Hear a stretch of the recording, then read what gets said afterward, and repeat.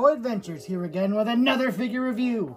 And today we're taking a look at something pretty special. It is the Sdcc Comic-Con exclusive G.I. Joe Once a Man Cobra Commander. So, for those of you who are unaware of what this is supposed to be, it's from the G.I. Joe 80s movie. I'm sure a lot of you have seen the Transformers one, or the classic G1 movie. Well, this is the G.I. Joe equivalent of that. I think it came out in 1986, I believe. And in the movie, Cobra Commander is, from what I remember, he's banished. And he's, I can't remember what started his affliction. It's funny, I just watched the movie a while ago. It's honestly kind of a forgettable movie. But anyway, he kind of gets cursed in a way. I can't remember if it's a sickness or if he has this affliction that just happens, but he starts regressing into his old form, which also got kind of mutated. He used to be a snake person, kind of like, well, that. That's what he used to look like, you know. They were kind of the snake people. And then, I guess they turned him into Cobra. It's really confusing, but basically, he was Cobra Commander, something crazy happened, and then he starts turning into a snake person that he was originally before he got turned into Cobra Commander. It's a whole ordeal. It's just a snake Cobra Commander. So anyway, the front of the packaging has no real markings. It's just this really nice, I can't remember what they call this, where like the image flashes, but you know, that kind of material. Really cool. I love the look of this, the way it flashes between 3 different images, him being in his more Commander version, his pure snake version, and then his kind of reptilian version. Really cool. You got Roadblock down here, the new I think it's Night Force Falcon right there. I cannot remember his name. I think it's a Dominator something, I can't remember it. But then you got Galopulus right there, or is that Serpentor? No, that's Galopulus. That's the guy with the tail. So really nice packaging here. This has to be one of the ones that they go all out for, especially for like just an individual figure, not like a HasLab. This one, I think they did it way better than the what was his name? Chuckles. So he is 130 in the line, which is crazy because I just got the Vamp, which is 120, so this is already 10 figures ahead. And I got the Stinger first. No, sorry, not the Stinger. There's 120 in the line. This one's already 130. He's got little symbols right here. I can hardly read them because of that green color. They're very hard to decipher, but I'm just going to assume they all mean that he's a leader and he runs the show. And back here, it just says Cobra Commander, Once a Man. There's a better look at the little symbols on his box. And yeah, there's really not too much going on there. There's another good look at the side where it has the snake face. Opening it up, you get a really good look at everything you get with the figure. And you get this nice little window art right there. That's actually, I think, the Cobra Commander that came with the His Tank HasLab. We are getting one like that in the main line, but it's actually going to have a chrome visor. From what I've seen, at least, it's going to have an actual vacuum metallized chrome visor. Which honestly, if I was the guy who got the HasLab for the Cobra Commander, I'd be pretty chuffed to know that not only is it going to be a mainline figure as well, but it's going to arguably look better in the mainline. That is if they keep that vacuum metallized chrome, because I mean, you can't beat that. That is just another level of nice, classy. Over here, we'll go over everything once we get out of the box, but you can already kind of tell what this thing is going for. Just says Cobra Commander, Once a Man. And yeah, that's pretty much it for the packaging. Really nice. Has multiple different display options, whether you want it with the this kind of transient front packaging, or if you want it opened up like this, or of course if you want the figure displayed on its own. So pretty interesting. I really like it. And you know, if I wasn't reviewing it, I'd honestly probably just keep this in the box. I did get 2 of them, but I don't have too much desire for this figure, although a reptilian Cobra Commander would be pretty cool in my little series where it's Dinosaurs x G.I. Joe. I mean, that would be an interesting thing to use, kind of weasel it in there for a pretty interesting plot point. So you never know. I am getting another one. I might as well open this one and have it on display, but we shall see. Of course, I'm going to open it right now so we can take a look at it together. So let's go ahead and break Cobra Commander free and see how good he really is. So here we have everything you get in the box. Obviously, you get Cobra Commander himself. You get this really cool little snake doodad guy. Seems to be a kind of a, I can't remember what these are called with the flared out. King Cobra. Seems to be kind of a King Cobra looking snake with the odd multiple eyes. Let's get a good look at that thing. So this is the only part that kind of confused me, because even though I just watched the movie like a month ago, I can't remember why he started growing multiple eyes, or if he was just already like that, but I'm pretty sure it was because he was doing like experiments or something, and he splashed it on himself and it started mutating him or something, because I don't remember all of the snake people having multiple eyes. Well, you know, more than two, because all these little blue dots on his face are actually supposed to be little eyeballs, which is pretty gnarly, but I just can't for the life of me remember how that happened. Obviously, he was a snake person that got turned into a human, but why does he look so freaky for a snake person? Like, mutated, even for a snake person. That's the only thing that is kind of hooking me up on the what happened in the movie. But as for the figure itself, looks amazing. This blue is just so eye-grabbing. I love the red stripe, just so classic. It really makes me just want a full Cobra Commander right here. And it's making the wait for the actual retro collection version all the more painful. But before we get onto that, I almost forgot, is the accessories. I always like to cover the accessories first. So we're going to take a look at this helmet. This is nice because let's say you don't like the vacuum metallized chrome and you didn't get the HasLab hiss like me because you joined the line a little too late. Well, this is a nice little backup piece for that. It's pretty much just Cobra Commander's helmet, but with the classic just silver metallic visor. And of course you get one like this that is supposed to look all cracked and broken, and actually has some really cool mechanical gadgetry detail on the other side. I love that that is a little attention to detail. I wonder, can you, that would have been so cool. What they should have done is have this face shield actually be removable and swappable with this one, so you could actually have him wear this damaged face mask. That would have been a really, really cool little attention to detail. And it would have made this helmet so much more valuable for the classic Cobra Commander that's coming out, because then you could swap it and have even more head options. That would have been really nice. This is his backpack. It's essentially just a holster for his weapon, which is this really kind of goofy laser pistol. This looks really kind of silly, but it is what it is. It's got like a tiny little red detail mark on there, but no real symbols or anything. Looks really sci-fi goofy, kind of almost like a hairdryer.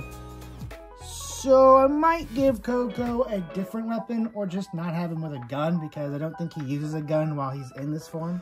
So you also, of course, get extra hands. You get this kind of gripping hand, which I think is used for, maybe it's just used for like covering his face or whatnot. Yeah, I think that's what it was in the promo images. So basically, this is just pretty much like a "don't look at me, don't look at me" kind of face, where he's supposed to be covering his ugly mug. So actually a really nice hand that is unique to this figure, that would be useful for this figure. I love when they do that, like what they did with Junkyard, where they gave him like actual like dog training hands. That is really cool. It's also nice to get these more generic hands, like these pointing and fist hands. These are always nice for cool poses, but these specialized hands are where it's at, and really bring these individual figures to life and tell the story that they were trying to tell in the media they came from, whether it be the comics, TV show, or the movie. So that's pretty much it for the accessories. You get the helmet, the visor, the backpack, gun. obviously a tiny little knife, but it's really nice because it's got a nice little sculpting on there with a gold little pommel at the end. And that just fits nicely in his sheath. Gotta have Cobra Commander with his knife. So, let's see what we can do with the buck. This is a new buck. The legs are pretty much just reused from the HasLab, but I never got to use the HasLab. I never got to touch that HasLab, so this is new to me. Obviously, never used this body before on any other figure, so it's worth taking a look at the articulation. How is the ab crunch? Pretty good. It goes down way farther than it goes up, but that is obviously natural human anatomy, but he's not human. His head has a really nice rotation here. It was what I was noticing when I was posing it with the hand. Really nice range of movement on not only the base ball joint right here at the base of the neck where the collar is, but also up here in the top of the head.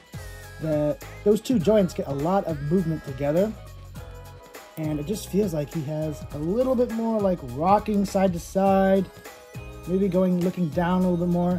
Maybe it's just me, but I feel like this bottom joint is really free and offers a ton of movement, more than a standard classified figure. His arm can go up, kind of not, there we go, above a flat parallel angle, which is really nice. You do get, of course, bicep swivel, double jointed elbows. We all expected this. Rocker hand goes up and down. Not sure if these are reused from the other Cobra Commanders, but I don't think so. I think these hands are still completely all new to look like the classic cartoony gloves. Of course, he has a waist swivel. We all know that. Drop down, kick out legs. Double jointed legs. Whoa. Tried to do the thigh swivel and a leg popped out.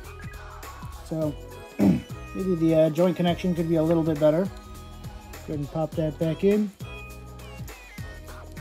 Thigh swivel. Looks like the thigh swivel on mine's a little busted on this right leg because it really wants to pull the leg out. That's a little bit of a QC issue. Not too bad, but it is noticeable. And then it's funny, since he's not technically wearing boots, he is, but they're underneath his uniform. They still gave you a boot swivel. They kind of put it super low though. You can see how low that cut is. But I'm still appreciating the fact that they gave you one. So, got a rotation here at the ankle. So these are definitely unique legs. Like, these are definitely not going to be kind of compatible with other classified legs. I mean, obviously you can just pull the legs off and put it on a classified figure, but, you know, like you can't do any boot swaps or anything. Obviously, with the look of this, this kind of reminds me more of like a Marvel Legends, where it's like a unique look for that figure, whereas classified will try and make it some way compatible with other figures. You know, they'll reuse legs that have a standardized system where you could pull the legs off and put it on another figure, whereas this one is completely customized to be specialized for this figure. And in order to customize with it, you're just gonna have to use the whole leg, you know what I mean? That's what I'm trying to get at. But the legs here look great. I love this little, I don't know what you'd call these gaitered legs. These are supposed to be gaiters, where they kind of come down over the leg, but it's like the whole pant leg. I'm not sure what that's called. Someone can tell me what these kind of pants are called in the comments. That'd be great. This little symbol there on the belt. And to switch out the head, get under his accessories, you just pull the head off real easy. And pop this one on. Is it going to be real easy though? It's a little tougher, but it goes on there. It does sit lower on the neck, but that is fine because that's just how the back of the helmet is. The way this vest is kind of conflicts with the back of the helmet there, restricting the head movement a little bit. So I probably will just have him with the snake helmet, the snake head on, and then holding that piece of the mask to kind of still give the Cobra Commander shield look while also having better head articulation. So that's how he looks with the helmet. Obviously, these shooting / gripping hands can just hold his little. We're gonna go ahead and just give you one last look at it before I pull it off, so I can do this bit. He can hold his shielded face and be like, "Oh, but don't look at me!" Ah, really cool. This is just a really fun figure. Plugging his little backpack in, Again, backpack. And putting his little pistol in. This is really pointless to me. This just kind of feels like a pack-in from the classified, the retro Cobra Commander. I mean, which is fine. I'm not going to complain about accessories. But I'm just probably not going to use it with him because it doesn't really fit this figure's whole gimmick or aesthetic. But again, like I said, not going to complain about a free accessory because it is a really nice one. Got the little Cobra Commander, or Cobra symbol right there. Or it goes jewelry right there. That's nice. So it is a nice little accessory. Doesn't hold the pistol too well, but this is more tailored for the traditional Cobra Commander. And so this little snake doodad guy has a pretty cool gimmick, but of course we're going to need a special friend. So here we got Roadblock, Heavy Weapons Specialist. This, you can kind of tell, is a backup kind of kit-bashed Roadblock. Not my main one, but it's the one on hand. Anyway, you can take this little snake guy and just like in the movie, because if you didn't know, in the movie, Roadblock meets up with Snake Cobra Commander. He gets separated from the Joes, and Cobra Commander's all weakened and dying, and so they have to work together.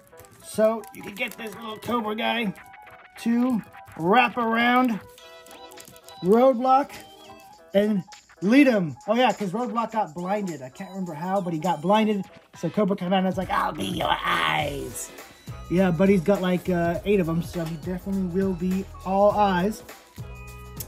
Really, really nice gimmick. This just brings this from a cool little pack-in to a straight up functioning part of the playset.